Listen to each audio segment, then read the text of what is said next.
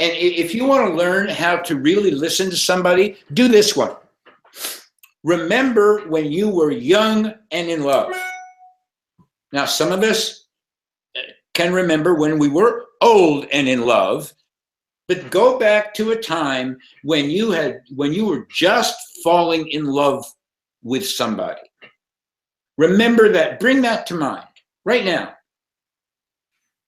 How did you listen to him or her? Did you judge whether they were right or wrong? Did you mostly disagree with them? Did it matter? You hung on every word. Mostly, he or she could do no wrong. You didn't judge them. They fascinated you. You wanted to learn about them, to know more about them, to connect deeper and deeper and deeper. That was your heart's desire. You didn't dismiss them, even if one of you was a Trump fan and the other was an anti-Trump person. Didn't matter. You were in love. You let all that go for the sake of connecting heart to heart and head to head. The head, that's the words. The heart, that's the music, the feeling of what we say. And you have to hear both. And you can only do it when you begin to suspend the voice inside your own head, that drunken monkey inside your head that's got to label whether or not you agree or disagree, if they're right, if they're wrong, if you're right and they're wrong. You know, your evaluations, your God, deliver me. Just listen. It doesn't matter. The right, wrong, true, false. What matters is that the other person is heard. You do not have to agree with me. Just listen to me. And that wonderful analogy, if that's what it is, of listening like you did when you were in love, I do not say that one's easy. Oh, mama, no. But it is very instructional. Just imagine what would happen if most of the people in your life you listened to like you listened to your love interest when you were young and in love. Would anything change? Oh my God. We could transform the world, even with just a taste of that. I say that if we could improve our speaking and listening, even incrementally, 10%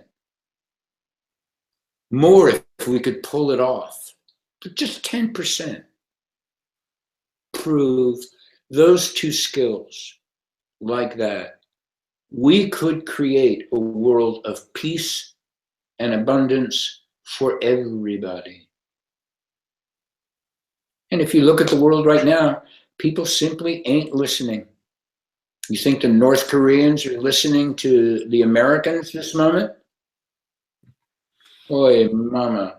Or I'm not good at politics, but are the British people listening to Theresa May about Brexit or whatever that's called?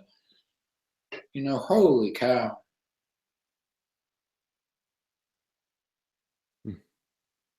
Yeah, right. I mean, it almost in this moment, John, requires a pause, right? It requires some more space in between the notes just to highlight and emphasize, you know, the power of the listening, which almost doesn't come from us, does it?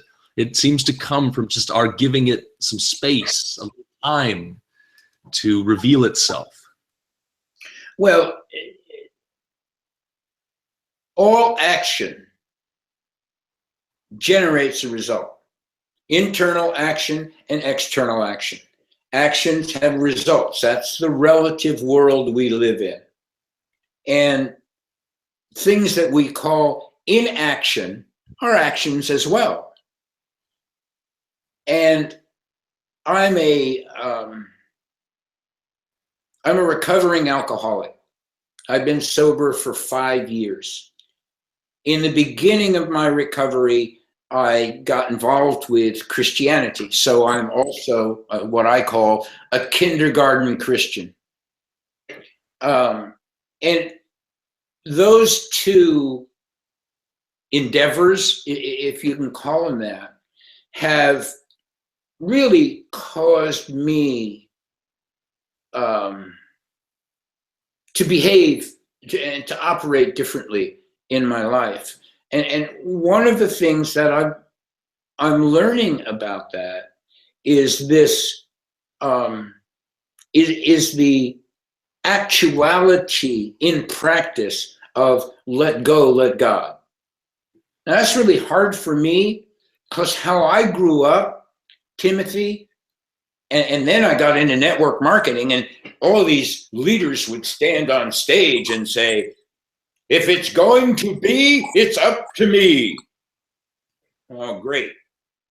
Well, what I've learned is, for me, none of you have to accept this, but for me, is most of the stuff I have to do, I can't do. I don't know how to do it. I suck at it.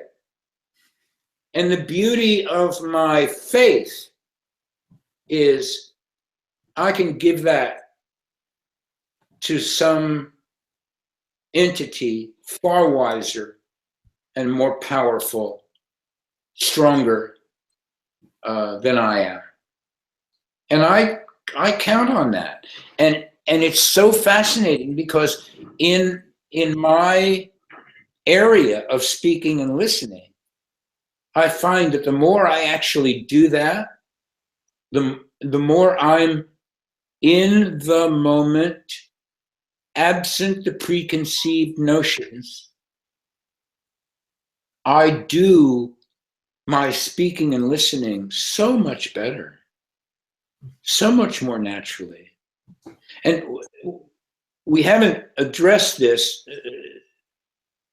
and probably I should have. The speaking side, the key to speaking is asking questions. There's a wonderful story, I know you love your stories, about an editor for a magazine in America called Psychology Today. This took place a number of years ago. The editor of Psychology Today was writing a book, and it was a book about communication and all of the psychological implications. And so he, as part of his research, he got a first-class airplane ticket from New York to LA. That's all across the United States. It's about a 6-hour flight. And the research project he set for himself is that he would sit next to somebody and he would give no information about himself. He would only ask that person questions for 6 hours. And in fact, that's what he did.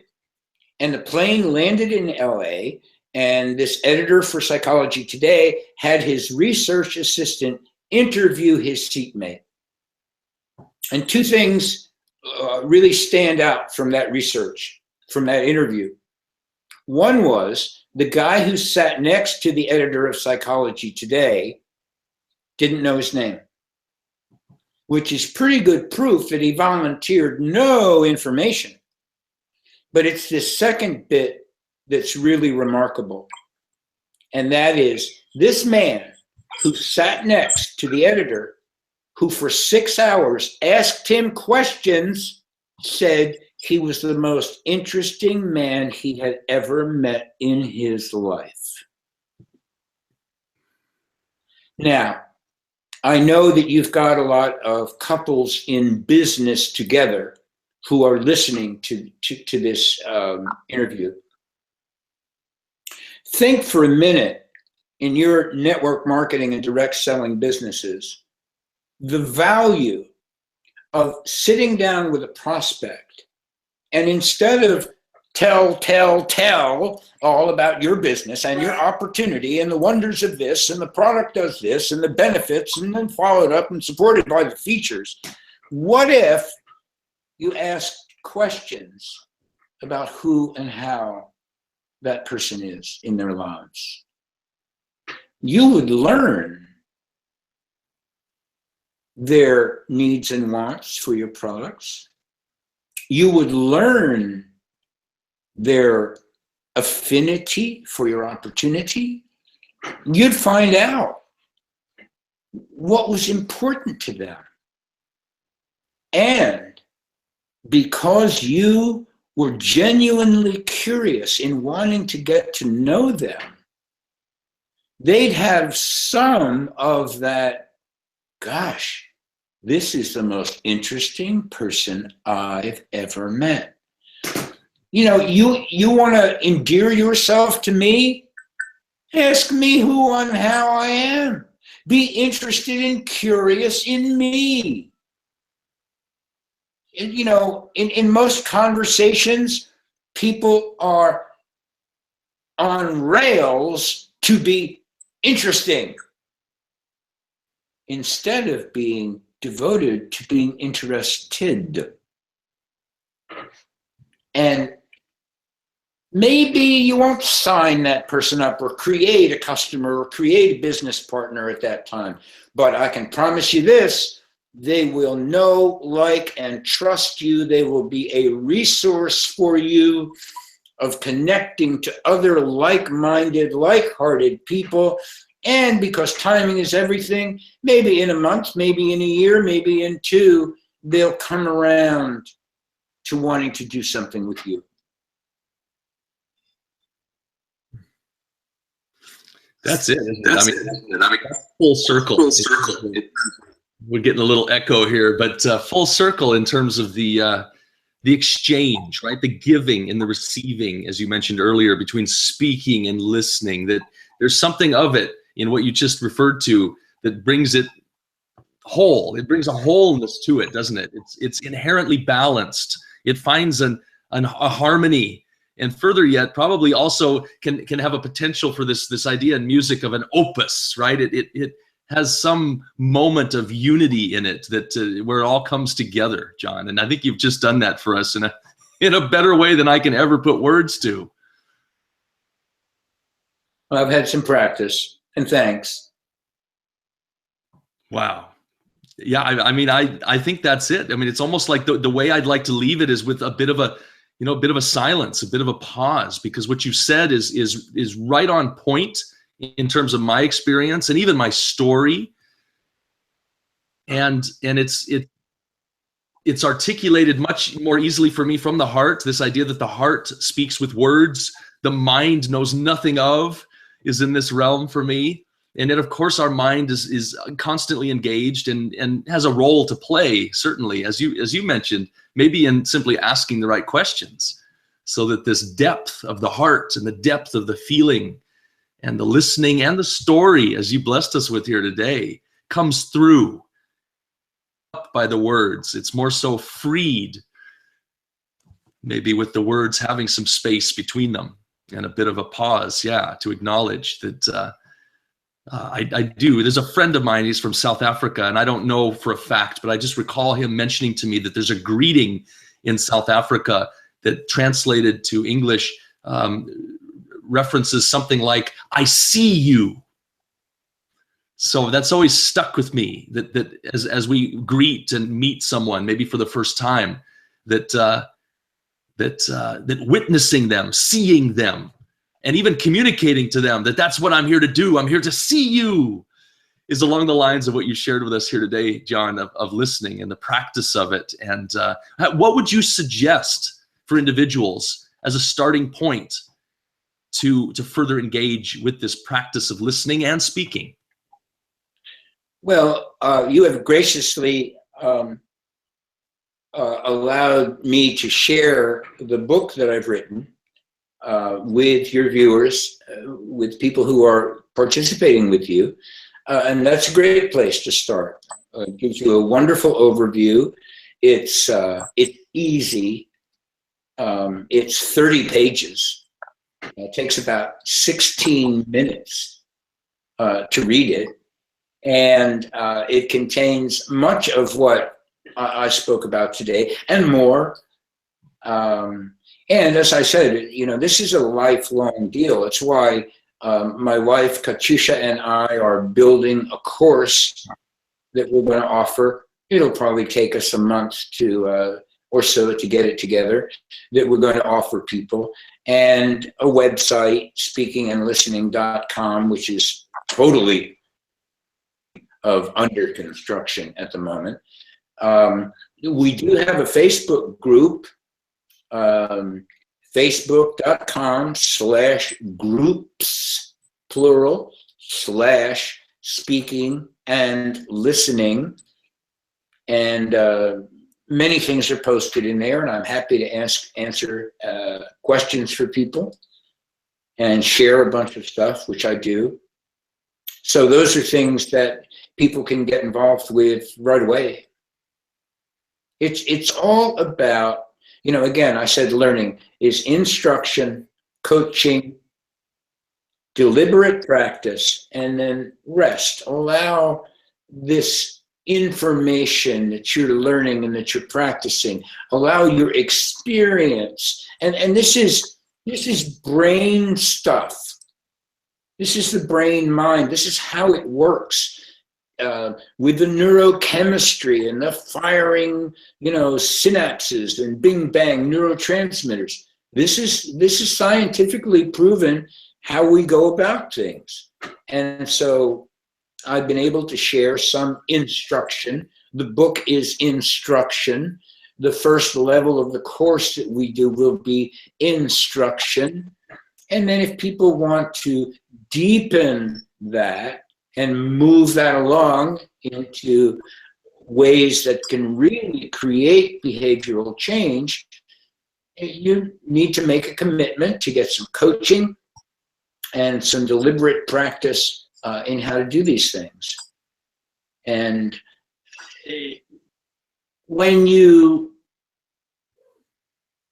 I think with what we've done today and with the book, people will get enough that they can go out and try it. Try this, try that. You know, try asking the right questions. You know, try listening and setting aside. You know, when you begin to recognize these ways that you don't listen, when you begin to experience, there's a great quote that I massaged from Tony Robbins, and it says, ask the wrong questions, get the wrong answers. Ask the right questions, get the right answers. Take that literally. When you ask questions about what's wrong, and that's most of conversation today, what's wrong, versus you ask questions about what's right, it's a whole different deal. And Einstein said, we can't solve problems with the same thinking that created them. So if our conversation around problems is us standing in the problem, the chance of solving it is diminished greatly. We need to get outside of that and look at, well, what are we doing right? What's right here? So we can do more of that. And that's something I learned from another of my mentors, Mr. Kurt Wright, is asking the right questions.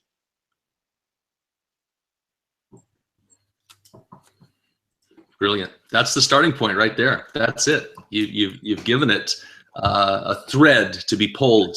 And it reminded me, as you just spoke, John, of another reference, this idea that there's a problem, right? Or we think there's a problem.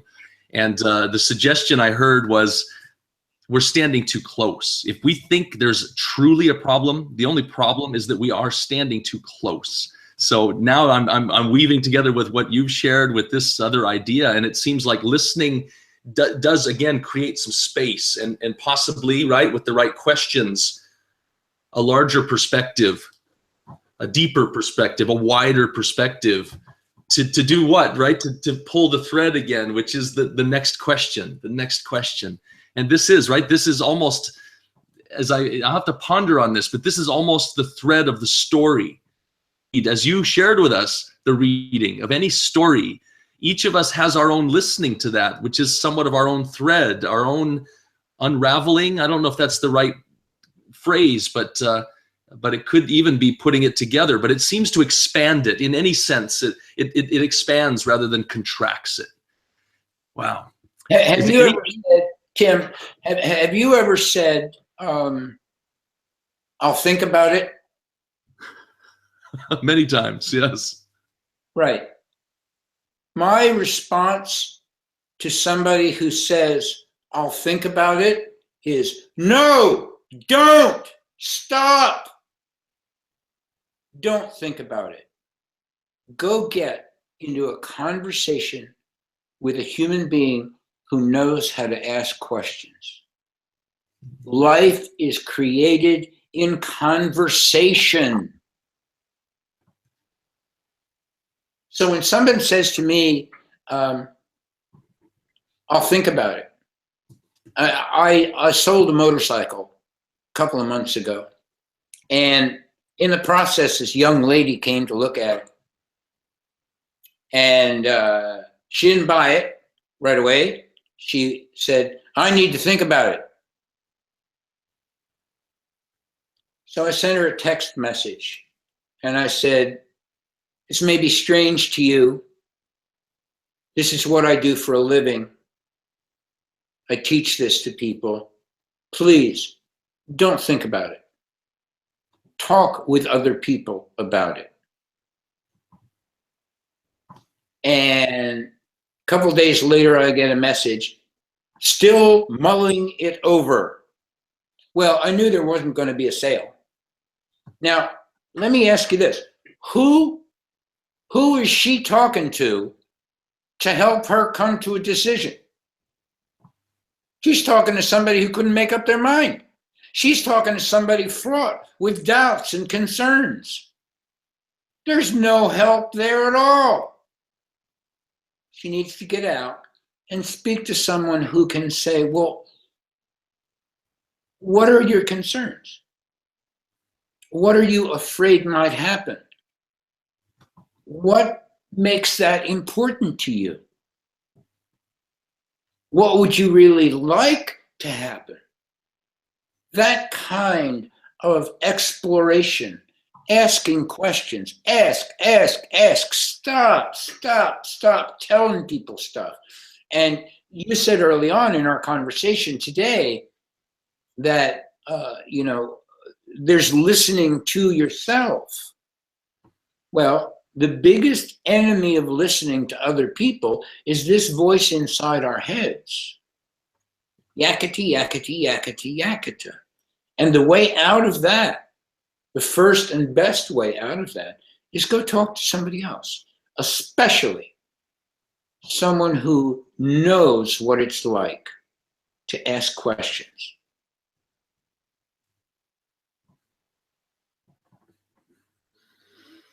Good advice, John. Really good advice. Yeah, and hate advice. good question. But right, we have huge industries today of coaching and mentorship and this and that and the other thing. And my experience of it so far is all I can speak to.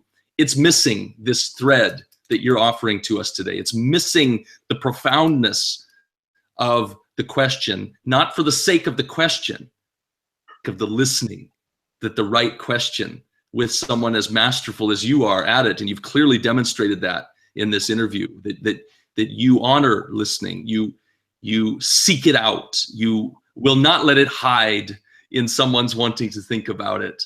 And I really want you to know that the profound impact you had on me years ago is once again rekindled in the significance of something which seems so profoundly simple and almost ridiculous sometimes, like, right? Because our mind will usually answer it like, well, of course I'm listening.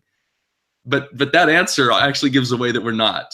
And John, on this day of all days, from Norway all the way to where you are in Virginia, I want to thank you and let you know that I hope to stay in touch, because I feel like the feedback that we will get to what we've shared here today, our listening to that feedback may very well have us come back together again, I would hope, and contribute a greater depth and a greater breadth to a very important topic, which you inspired me with, literally probably, right? We identified the dates of like over 2 decades ago.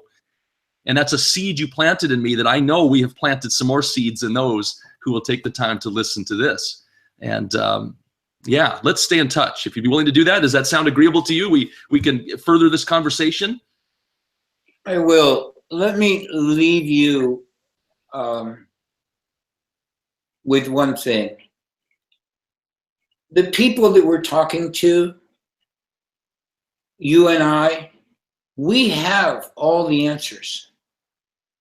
What we don't have are the right questions. Oh, you're going to write that down. That was so good. Well, there's a request. I mean, right? Correct me if I'm wrong, but what you just said is almost a calling for the questions. Yeah, we have the answers. Coaches know this. Leaders know this. The people have the answers. What they need are the questions. That's why, the subtitle of the book, it's in your face. I know it's rude, but I'm not going to apologize.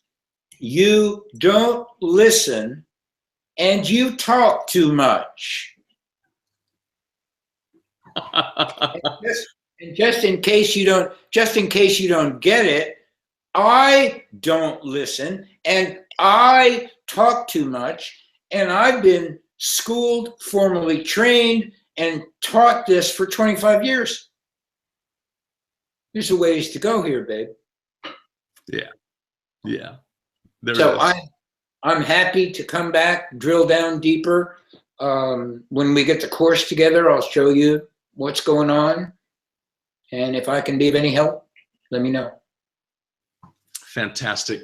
Let's leave it on that note for now, because you've clearly brought it full circle to this understanding of together, right? Together we overcome is somewhat of my catchphrase. And now you've infused it with the power of speaking and listening, that truly we do come together as human beings with this language exchange of the power of the word, and not just the speaking of it, but also in our ability to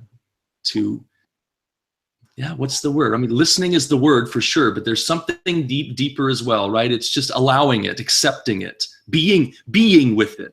There's not really a do required, is there? There's just even at the end of what we've shared here, just this idea of just like, let's have a moment of silence, right? And then be with whatever else there might be here to know, to pay respect to. So John, with all respect, I want you to know how grateful I am years ago, how you influenced me, and once again now. And I'm really looking forward to how we will notice in some way or another how this is impacting and affecting those around us. Well, Tim, thank you. God bless.